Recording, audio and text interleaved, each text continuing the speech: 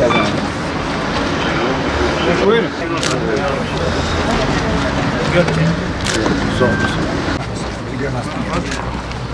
Yok, biz bir yerde toplanacağız, beraber geleceğiz. İnşallah. 1 milyon kişi elinde Türk bayrağı bugün orada bulunursa...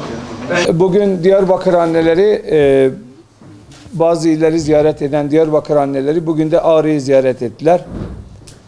Basın açıklamalarından sonra bizi ziyaret ettiler. Öncelikle bu ziyaretten büyük bir memnuniyet duydum. Allah yar ve yardımcıları olsun. Tabii ki Diyarbakır anneleri büyük bir sembol. Terör örgütlerinin korkulu rüyası. PKK'nın korkulu rüyası. Dolayısıyla bugün burada bulunmaları, bu kadar büyük bir cesaret göstermeleri bizim için onur verici. İnşallah bu cesareti, inşallah bu mücadeleyi bütün Kürtler birlikte yapar, birlikte mücadele eder. Dağa çıkarılmış kardeşlerimiz geri getirilir, evlatlarımız geri getirilir. Ve ülkede 40 yıldır kan dökerek Kürtlerin başına bela olan, Amerika'ya, batılı devletlere taşeronluk yapan, bunun da adına Kürt hakkını arıyoruz diyerek Kürtleri büyük bir felakete doğru götüren terör örgütünden kurtulmak için Diyarbakır anneleri 3 Eylül'de de olacak 2 yıldır büyük bir mücadele veriyorlar. Bu mücadelede elbette ki çocukları gelen annelerimiz oldu, babalarımız oldu. Çocuklarını alabildiler, cesur davrandılar, cesaret gösterdiler. Ben her zaman diyorum, Diyarbakır annelerinin cesareti, cesurluğu Kürtlerin içinde yayılırsa ben bu ateşin söneceğine, bu terör olaylarının biteceğine canı gönülden inanıyorum. Bunun mücadelesini veriyoruz. Biz inşallah Diyarbakır annelerine her zaman destek olduğumuz gibi 3 Eylül'de de Ağrı'dan büyük bir yürüyüşle Diyarbakır annelerine 10-12 günlük bir yürüyüşle Diyarbakır annelerine gitmeyi planladık, yapacağız ve bütün Türkiye'yi bu anlamda Diyarbakır'a davet ediyoruz. Sadece bizim yürüyüşümüzle değil, ben isterim ki o gün 3 Eylül'de 1 milyon insan ellerinde Türk bayrağı, Kürdün ve Türk'ün kardeş olduğunu, bu ülkenin hiç kimsenin üstün yaşadığı bir ülke değil, herkesin üstün yaşadığı bir ülke olduğunu dünyaya kanıtlamamız lazım.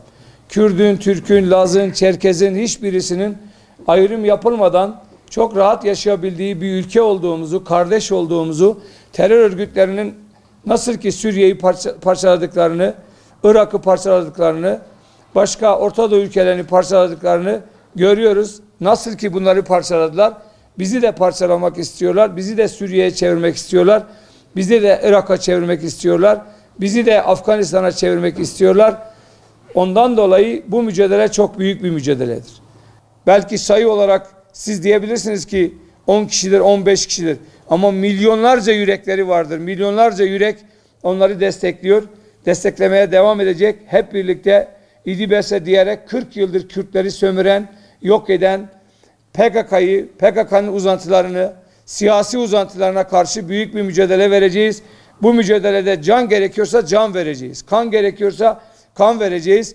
Ama kendi çocuklarımızı, kendi evlatlarımızı, kendi ülkemizi, kendi toprağımızı, kendi bayrağımızı Afganistan'a benzetmeyeceğiz. Suriye'ye benzetmeyeceğiz. Irak'a benzetmeyeceğiz. Birlik ve beraberlik içerisinde bu terör belasından kurtulacağız. Yusuf Bektaş'ın babasıyım. 2019 5 Mayıs'ta bana oğlunu götürdüler. HDP binasında. Nereden biliyoruz? Montlu çıktı, kimliği çıktı. Evvela söze başlamadan önce başkama teşekkür ederim. Bizi ağırladılar. Ağrı'da. Uşak'a gittiler. Çok ileri gideceğiz. HDP nerede biz orada? Şimdi bunu her zaman söylüyoruz. Biz Diyarbakır'da Kürdüz. İstanbul'da Türkiye, Trabzon'dayız. Buradan Sayın Belediye Başkanımız Savcı Sayan Bey'e çok teşekkür ediyorum.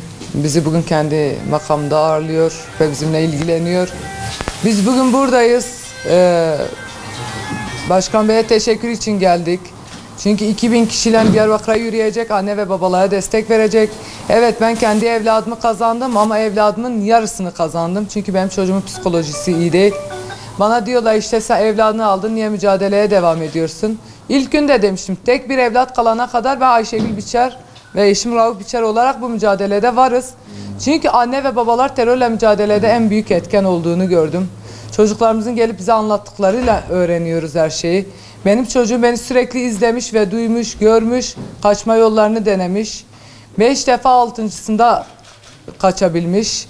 Rabbime şükürler olsun, artık birer birer değil 5'er 5'er evlatlarımız dağdan iniyor.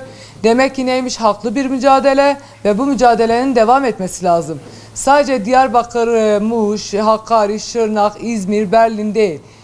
Doğu ve Güneydoğu'nun hepsine yayılması için biz mücadele edeceğiz.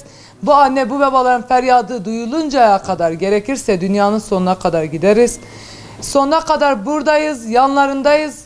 Ben de bir yaralı yürek olarak evladımı aldım ama benim evladım dedim ya, yarısını aldım. Yüreğim daha dayanıyor. Benim çocuğuma bunları yaşatanlara hayatını bitirmek için geldim ve sonuna kadar da kararlıyım.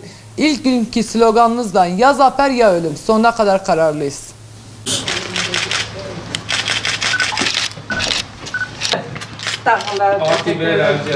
Sağ olun. Ne?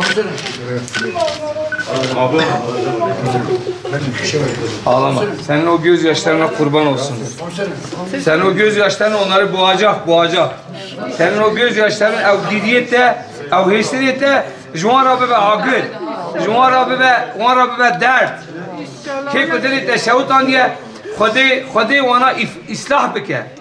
Khudê wana helak bike. Bu Kürt annesinin gözyaşı onları yakacak. Ben buna eminim.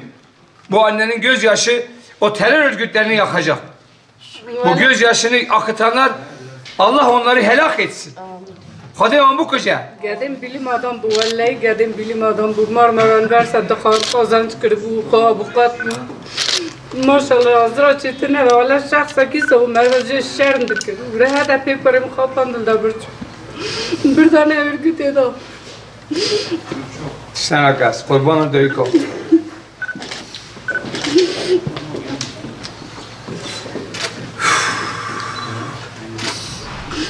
Ev giriyete, ev hesiriyete bibe bad, ev tefte da bıxanıka. İnşallah. Bibe deniz, ev tefte da bıxanık. İnşallah. O senin gözyaşların anne, deniz olacak, onlar içinde boğulacak. İnşallah. Okyanus olacak, onlar içinde boğulacak. İnşallah. Bu acılı annenin yüreğini dağlatanlar, acılı annenin yüreğini dağlatanlar helak olsunlar.